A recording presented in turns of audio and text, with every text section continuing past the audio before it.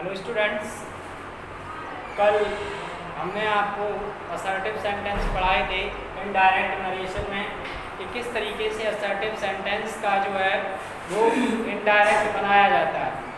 आज हम पढ़ेंगे इंटेरोगेटिव। इंटेरोगेटिव के सेंटेंस जो हैं उनका इनडायरेक्ट नरेशन कैसे बनाते हैं। कल मैंने आपको बताया था कि जब रिपोर्टिंग वर्ब हमारी प्रेजेंट या फ्यूचर में दी जाती है तो रिपोर्टेड स्पीच का टेंस परिवर्तन नहीं होता है और अन्य परिवर्तन जो होते हैं प्रोनाउन है जैसे वर्ड्स है उनको हम चेंज कर देते हैं। लेकिन रिपोर्टिंग वर्ब यदि हमारी पास्ट में दी जाती है तो उनमें चेंजिंग हो जाती है। आज हम इंटेरोगेटिव पढ़ेंगे। इंटेरोगेटिव में क्या होता है कि जब रिपोर्टिंग वर्ब में सेड या सेड टू दिया जाता है तो सेड या सेड टू के स्थान पर हम आस्क्ड या इंक्वायर्ड लिखते हैं। सेड या सेड टू के स्थान पर हम आस्क्ड या इंक्वायर्ड लिखते हैं। कॉमा इन्वर्टेड कॉमा के स्थान पर हम इफ या वेदर लिखते हैं। और जो वाक्य होता है रिपोर्टेड स्पीच का उसको हम परिवर्तित करके लिख देते हैं। ये था हमारा जब वाक्य हेल्पिंग वर्ब से शुरू होता है तब ये प्रोसेस करते हैं कि सेड या सेड टू के स्थान पर आस्क्ड या इंक्वायर्ड लिखा जाता है और कॉमा इन्वर्टेड कॉमा के स्थान पर इफ या वेदर लिखते हैं। लेकिन यदि कोई वाक्य हमारा क्वेश्चन वर्ड से शुरू होता है, प्रश्नवाचक शब्द से शुरू होता है, तो सेड या सेड टू के स्थान पर आस्क्ड या इंक्वायर्ड लिखा जाता है, लेकिन कॉमा इन्वर्टेड कॉमा के स्थान पर हम उसी प्रश्नवाचक शब्द को लिखते हैं जो हमें वाक्य में दिया जाता है। और शेष वाक्य जो हमारा उसमें बचता है उसको हम असर्टिव में चेंज करके लिख देते हैं और जो वर्ड्स और प्रोनाउन चेंजिंग होती है उसको हम चेंज कर देते हैं। तो देखिए किस तरीके से चेंज होता है, उसके हम कुछ एग्जाम्पल आपको समझाने जा रहे हैं, उनको समझें। और जो मैंने आपको बताया वो अगर आप चाहें तो किसी कॉपी में नोट कर सकते हैं। जैसे हमारा एग्जाम्पल नंबर फर्स्ट है। फर्स्ट एग्जाम्पल लिखा हुआ है द टीचर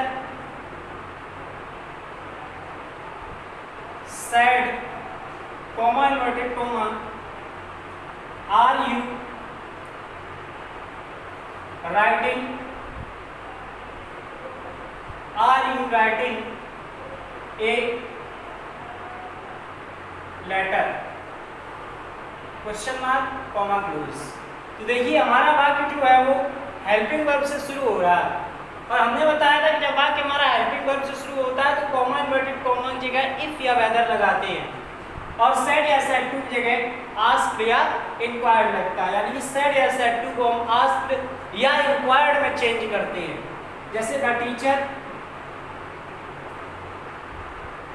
आस्क्ड या इंक्वायर्ड, दोनों में से किसी का भी प्रयोग कर सकते हैं। इंक्वायर्ड, अब कॉमा इन्वर्टेड कॉमा ऑब्जेक्ट हमें नहीं दिया है तो कॉमा इन्वर्टेड कॉमा की जगह हम लिखेंगे इफ या वेदर, WHETHER, इफ या वेदर। अब वाक्य को हम असर्टिव में बदलेंगे तो असर्टिव में बदलने के लिए सबसे पहले सब्जेक्ट लिखेंगे यू को चेंज करते हैं अकॉर्डिंग टू ऑब्जेक्ट जो कि दिया नहीं है। तब जब ऑब्जेक्ट नहीं दिया जाता है तो ऑब्जेक्ट हम मान लेते हैं कि हमारा ऑब्जेक्ट क्या है।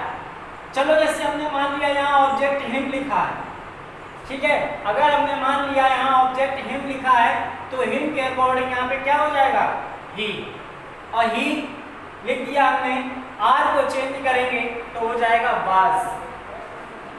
ही was writing a letter, full stop, change हो गया। दूसरा एग्जांपल देखिए,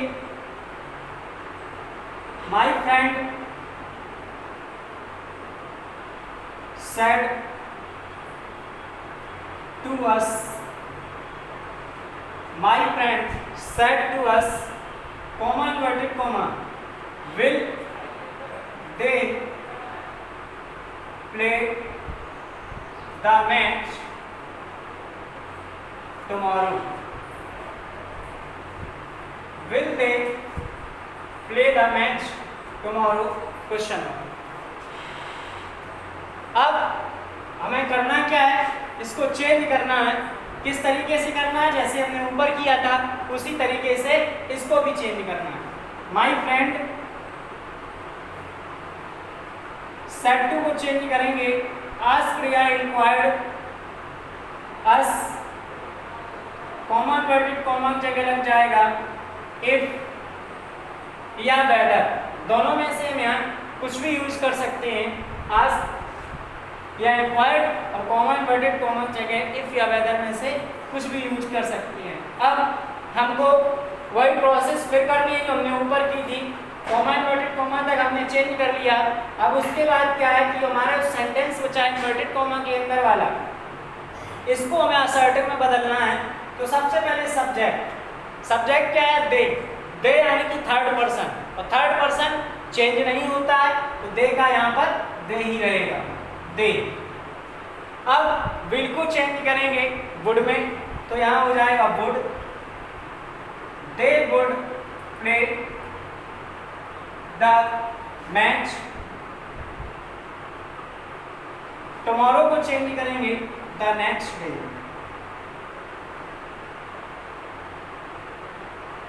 चेंज हो गया। यानी कि आपकी जो दोनों एग्जांपल ये थे, ये ऐसे थे कि दोनों आपके जो हैं आपके हेल्पिंग वर्ब से स्टार्ट हो रहे हैं। जब भी इस तरीके का कोई सेंटेंस दिया जाए जो हेल्पिंग वर्ब से स्टार्ट होता है तो इसी तरीके से और इसी प्रोसेस से हम उसको चेंज करेंगे। ठीक है, अब देखते हैं next example.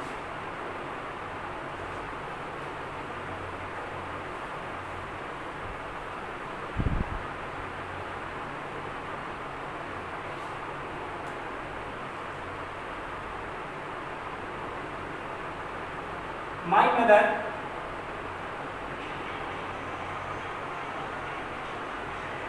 said to him, comma inverted comma, why have you not come yesterday? Question mark. My mother said to him, comma inverted comma, why have you not come yesterday? अब देखिए, इससे पहले जो हमने एग्जाम्पल थे वो helping verb से शुरू हो रहे थे, लेकिन इसमें क्या है? क्वेश्चन वर्ड दिया गया है। तो जो क्वेश्चन वर्ड दिया जाता है रिपोर्टेड स्पीच में, कॉमा इन्वर्टेड कॉमा की जगह हम उसी को लिख देते हैं। जैसे माई मदर सेड टू की जगह आस्क्ड या inquired him, comma inverted comma की जगह वाई। अब जो वाक्य बचा है उस वाक्य को हम असर्टिव में चेंज करेंगे, जैसा कि हमने पहले एग्जाम्पल में किया था, दूसरे और मतलब इससे पहले वाले एग्जाम्पल में किया था। You according to object change होता है, तो यहाँ पे क्या लिखा है? हिम, और हिम का सब्जेक्ट होता है ही, तो यहाँ हो गया ही। अब हैव को चेंज करते हैं हैड में, तो हो जाएगा he had not come. Yesterday को चेंज करते हैं the previous day, the previous day में या the day before. Next example है एन ओल्ड मैन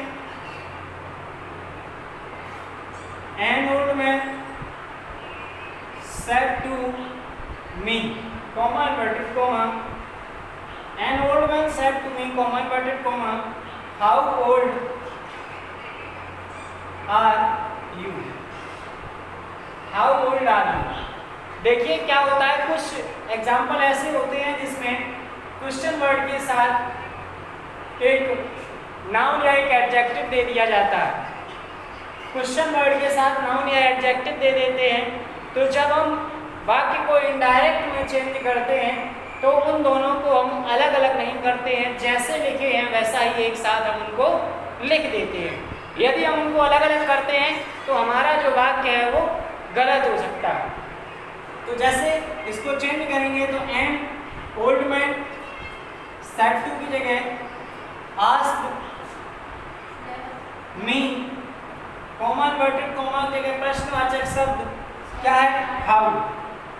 और ओल्ड के साथ जो दिया है इसमें हाउ ओल्ड साथ साथ लिख देंगे।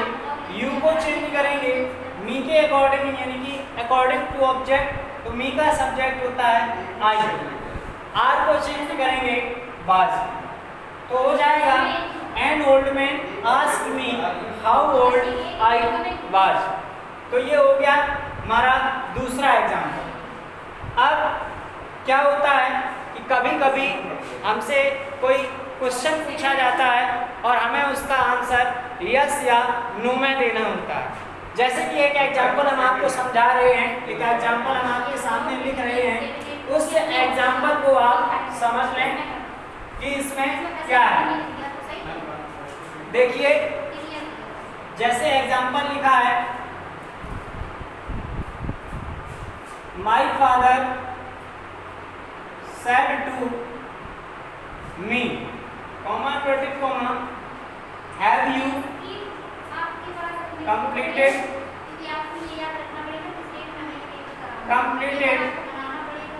your work,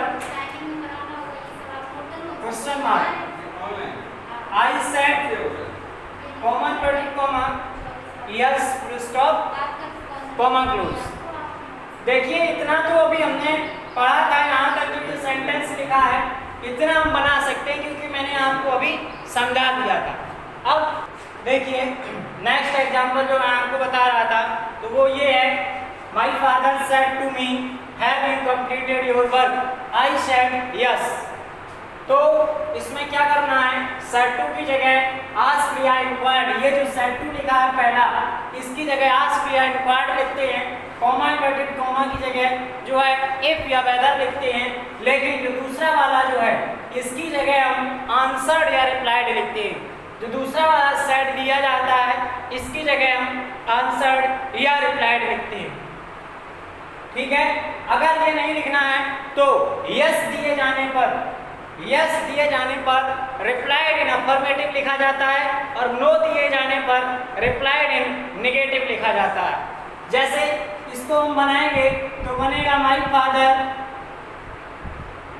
asked me comma comma की जगह इफ, यू को चेंज करेंगे मी के अकॉर्डिंग तो हो जाएगा यहाँ पर I, second person change in according to object, I have को चेंज करेंगे हैड में, हैड कंप्लीटेड। अब यहाँ पर लिखा हुआ है योर को चेंज करेंगे यानी कि सेकेंड पर्सन, योर होता है पजेसिव और मी का पजेसिव होता है माई, यानी कि माई वर्क। अब यहाँ पर आई सेड की जगह हमने लिख दिया रिप्लाइड, कॉमा इन्वर्टेड कॉमा की जगह लिखेंगे दैट। यस दिया है तो हमसे पूछा गया है क्या आपने अपना कार्य जो है कंप्लीट कर लिया है, तो हमने कहा कि हाँ हमने अपना कार्य कंप्लीट कर लिया है, यानी कि आई हैड कंप्लीटेड, मैंने कार्य पूर्ण कर लिया है, तो दैट आई हैड कंप्लीटेड। दोबारा से इतना लिख देंगे हम और हमारा जो है इनडायरेक्ट पूरा हो जाएगा। और यदि इसमें नो दिया होता है यहाँ पर तो हम यहाँ पर लिख देते आई हैड नॉट कंप्लीटेड, यदि नो दिया होता तो हम लिख देते आई हैड नॉट कंप्लीटेड। दूसरा तरीका देखिए क्या है, दूसरा तरीका हमारा ये जिसमें ये वाला इंटरोगेटिव वाला जो वाक्य है उसकी प्रोसेस सेम रहेगी। जैसे my father asked me if I had completed my work। अब यस दिया है, तो हम लिख देंगे आई रिप्लाइड इन अफर्मेटिव। और अगर नो दिया होता तो हम यहाँ लिख देते आई रिप्लाइड इन नेगेटिव। ठीक है स्टूडेंट्स, तो ये जो थी आज आपकी क्लास थी, आपका टॉपिक था। अब हम कल जो है नेक्स्ट टॉपिक पढ़ेंगे इसी का, और अगर आपको इसमें कोई प्रॉब्लम आती है तो आप हमसे क्लियर कर लें, और आपके पास कोई बुक है तो उस बुक से इसकी एक्सरसाइज को सॉल्व करें। जो चीज़ आपको समझ में ना आए वो आप हमसे क्लियर कर सकते हैं, आप अपनी प्रॉब्लम जो है हमसे सॉल्व करा सकते हैं, हम आपकी प्रॉब्लम सॉल्व करेंगे। ठीक है स्टूडेंट्स, थैंक यू।